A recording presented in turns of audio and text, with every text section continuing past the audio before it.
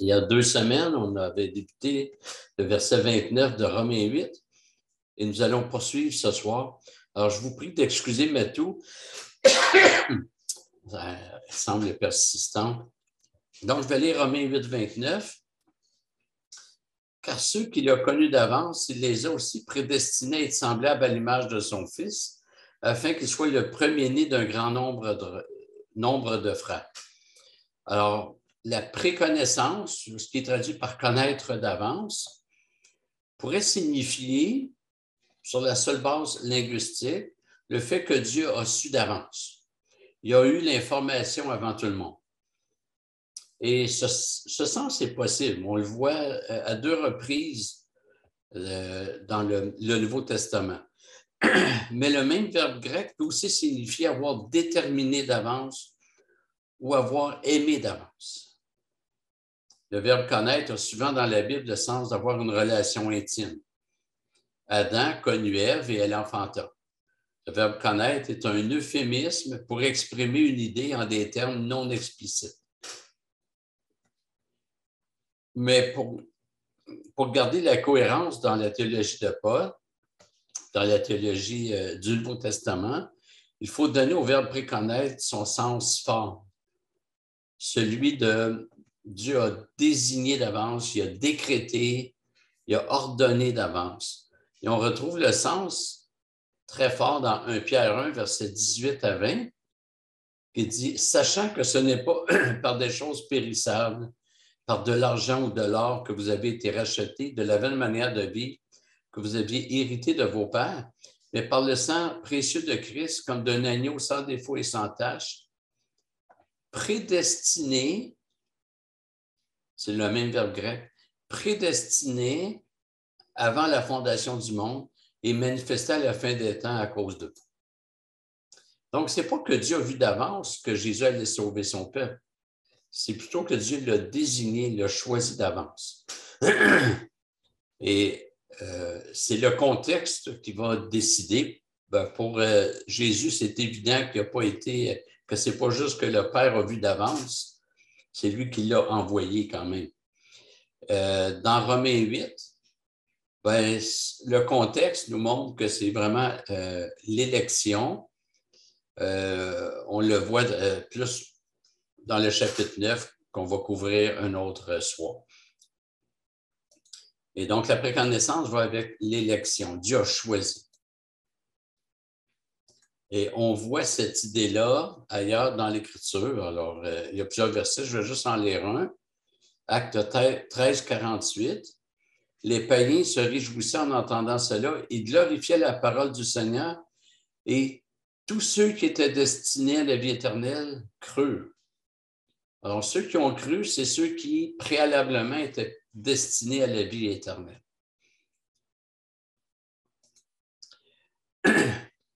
Le but de la prédestination est que nous soyons semblables à l'image de Jésus-Christ, afin qu'il soit le premier-né d'un grand nombre de frères. Devenir semblable à l'image de Jésus-Christ nous restaure dans ce qui a été perdu à la chute, et ça va même plus loin. Le Seigneur va nous transformer et nous serons exactement comme il le veut, semblables à Jésus-Christ. Ça va plus loin parce qu'avant la chute, l'homme était faillible. La preuve, c'est qu'il a failli. Il a connu la faillite. Quand on sera glorifié, on ne pourra plus pécher. Nos corps seront glorifiés et on ne pourra plus pécher. Et on voit que la filiation de Jésus nous procure l'adoption, mais c'est une filiation aussi riche que Jésus a avec son Père. Et c'est une fraternité avec Jésus. Le verset garde cependant une nuance entre Jésus et nous. On ne sera pas identique à Jésus. Il est le premier-né. Alors, le terme comporte les notions temporelles et de privilège. Le temporel, parce que Jésus est le premier homme, le premier d'entre les mortels à avoir été agréé par Dieu et conséquemment être ressuscité dans la gloire. Tous les autres qui ont connu la résurrection avant Jésus, Lazare et d'autres, en fait, sont ressuscités dans des corps mortels. Mais Jésus est le premier à être ressuscité dans un corps glorifié. Et nous allons recevoir ces mêmes privilèges. Ce serait gros que quelqu'un d'autre que Jésus ouvre la nouvelle création. Excusez-moi, je vais juste mettre ça un peu plus loin. Ça serait le compte qu'une autre créature, pas une autre créature, quel lapsus, qu'une autre personne que Jésus ouvre la création, la nouvelle création, mais Jésus, par sa résurrection, est le premier à entrer dans la nouvelle création. C'est lui qui l'inaugure.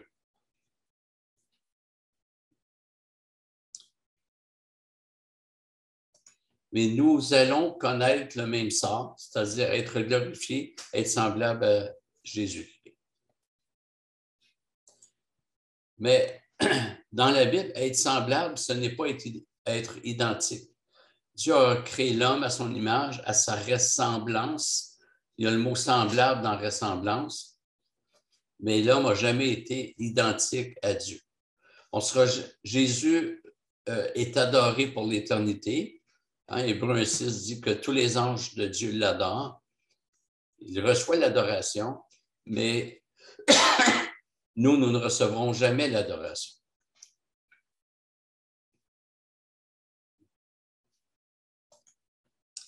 Et les versets 29 et 30 doivent nous encourager à apprécier tout ce que Dieu fait dans nos vies. Il nous a prédestinés, puis il est en train de poursuivre cette œuvre jusqu'à la résurrection. Puis ce qu'il fait dans nos vies présentement, même si c'est douloureux, ça s'inscrit dans son plan qui est bon et parfait pour nous. J'étais après-midi avec le pasteur de l'Église luthérienne. Il a 65 ans, mais il marche avec une marchette. Il est sur la morphine plusieurs fois par jour. C'est horrible, là. Il est dans des souffrances atroces. Mais à chaque fois que j'y ai parlé, puis là, je l'ai rencontré pour une première fois, il y a toujours une paix en Dieu parce qu'il connaît son espérance.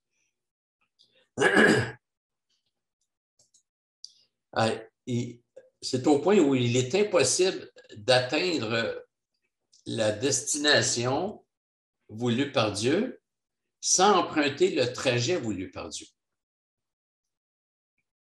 Alors, quand on pense au trajet, il ne faut pas regarder le trajet pour lui-même, même si il y a des segments où c'est rocheux, c'est boueux. Il faut regarder là où ce trajet nous mène. Verset 30. Et ceux qu'il a prédestinés, il les a aussi appelés. Et ceux qu'il a appelés, il les a aussi justifiés. Et ceux qu'il a justifiés, il les a aussi glorifiés. Vous remarquerez premièrement que ces verbes-là sont tous au passé. Mais le verbe glorifier, ce n'est pas il les glorifiera, il les a aussi glorifiés. Et en grec, c'est vraiment un verbe au passé. Deuxième observation, c'est que les étapes se succèdent sans que rien ne puisse en compromettre une. Paul les corde l'une derrière l'autre avec une assurance que si la première est là, la prédestination, les autres étapes ne pourront manquer. Et théologiquement, ça serait juste de dire, et tous ceux qu'il a prédestinés, il les a tous appelés. Et tous ceux qu'il a appelés, il les a aussi tous justifiés. Et tous ceux qu'il a justifiés, il les a aussi tous glorifiés. Il n'en manquera aucun, puis il n'y en aura pas un de plus. Celui qui n'est pas prédestiné être semblable à Jésus-Christ, ben, ne connaîtra pas les autres étapes.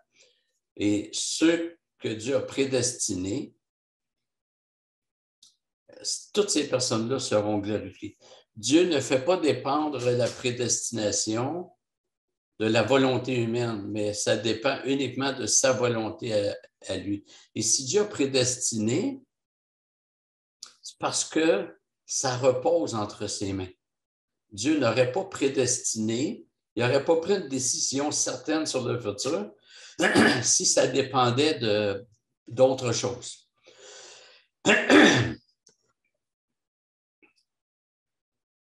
Donc, le salut qui est en Jésus-Christ, c'est un salut par choc à par choc dans lequel il n'y a pas de siège éjectable. Alors, on va regarder les différents éléments, les différentes étapes qui sont mentionnées. Les étapes ne sont pas toutes mentionnées. Il ne parle pas de la régénération, la conversion, la repentance, etc., la sanctification. Donc, la prédestination est le fait que Dieu destine d'avance ceux qu'il a préconnus, ceux qu'il a choisis. Alors, quelle différence entre l'élection et la prédestination? Bien, l'élection met l'emphase sur le libre choix de Dieu. Donc, met l'emphase sur les individus, ceux que Dieu a élus. Et la prédestination met l'emphase sur ce qui va arriver à ces personnes-là.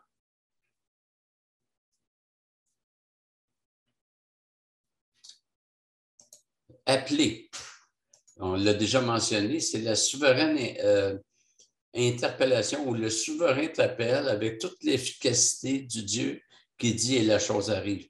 À distinguer de l'appel général, quand Jésus dit il y a beaucoup d'appelés, peu d'élus, là, il parle de l'appel général. Mais Paul ne parle pas de l'appel général, il parle de l'appel que le Saint-Esprit fait dans le cœur de ceux que Dieu veut sauver. Et on appelle ça l'appel efficace parce que l'appel produit l'effet. Ensuite, justifié. Être justifié, c'est être déclaré en parfaite règle avec la loi de Dieu. Sur la base que c'est la justice de Jésus-Christ qui est mise au compte du croyant. Et ça, c'est une déclaration unilatérale de Dieu. On n'a pas à prier pour notre justification.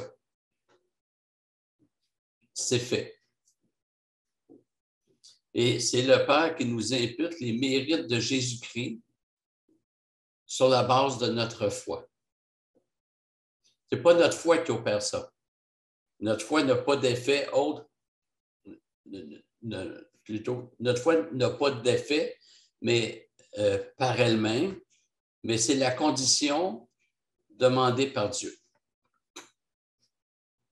Et la glorification, c'est l'étape ultime où nous serons rendus semblables à l'image de Jésus-Christ. La glorification, c'est la pleine jouissance de la gloire de Dieu dans nos vies.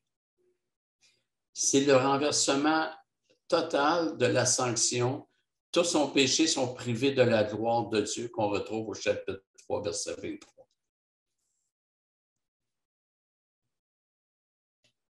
Alors, comme j'ai dit, il y a des éléments qui sont du salut qui ne sont pas présents.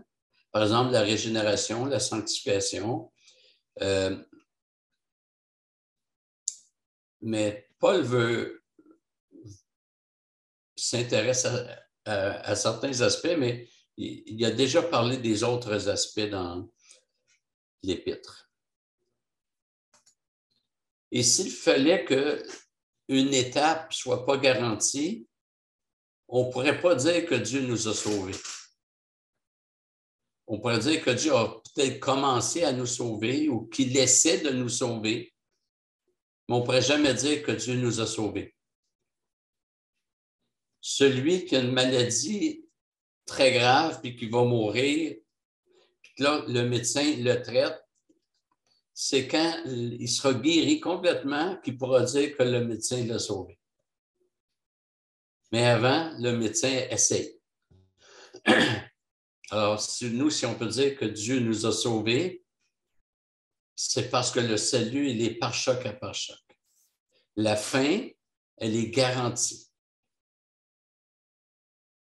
Et je vous ramène à Romains 1,16 où Paul dit que l'Évangile, c'est la puissance de Dieu pour le salut de quiconque croit. Celui qui croit, ben, Dieu le sauve avec toute la puissance de l'Évangile. Il faut voir le salut comme tout le processus et non pas comme l'entrée dans la vie chrétienne. Parfois, chez les protestants, on entend ça. Dieu m'a sauvé à ce moment-là, mais on fait référence au salut juste au moment de l'entrée. Le salut, ce n'est pas un portique d'entrée, c'est la bâtisse au complet.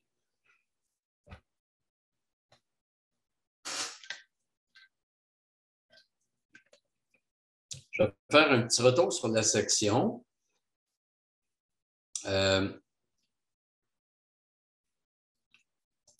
Alors, Paul s'est intéressé à la création dans sa condition actuelle, une création qui est marquée par le péché.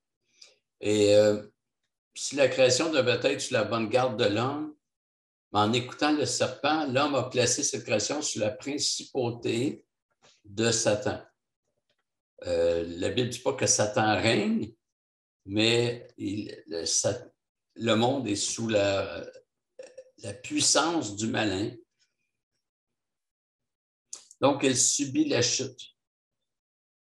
Mais la beauté de la section est que Dieu achève son plan dans cette création-ci. Et le projet initial du Créateur et le mandat fait à l'humanité en Adam trouve son dénouement heureux dans la personne de Jésus-Christ. Jésus-Christ, le dernier Adam, assume la destinée de la création. Et il y aura une délivrance de la corruption, verset 21. Et contrairement au dualisme gnostique qu'on rencontre parfois chez les Ménonites, même s'ils ne le diront pas comme ça, il ne faut pas fuir le monde créé. Il ne faut pas penser que le monde créé, au sens de la matière, il ne faut pas penser que c'est mauvais.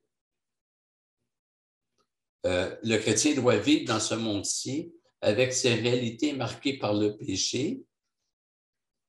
Donc, le chrétien doit vivre saintement dans ce monde-ci qui est marqué par le péché. Il doit souffrir en attendant la rédemption de son corps. Et par ces affirmations, Paul exalte la seigneurie de Dieu sur sa création. Elle va venir à terme lorsque Dieu aura terminé son plan avec celle-ci. Et vous remarquerez que cette création-ci n'est pas inutile. C'est dans celle-ci que tout se joue. C'est dans celle-ci que les choses sont venues à l'existence. C'est dans celle-ci que le sort des créatures s'est joué. C'est dans celle-ci que le Fils est venu pour accomplir la rédemption. C'est dans celle-ci que les hommes doivent prendre position pour Jésus-Christ. C'est dans celle-ci que nous devons continuer à vivre alors que nous sommes convertis. Donc, Dieu demeure fidèle à son plan éternel. Il se fait un peuple, comme on l'a il a prédestiné des hommes pour se faire un peuple. La terre est souillée, on est souillé, mais Dieu va nous glorifier, puis il va glorifier la création. Et on va vivre éternellement dans cette nouvelle création. Et ce sera le bonheur total. Voilà, on va s'arrêter ici pour ce soir.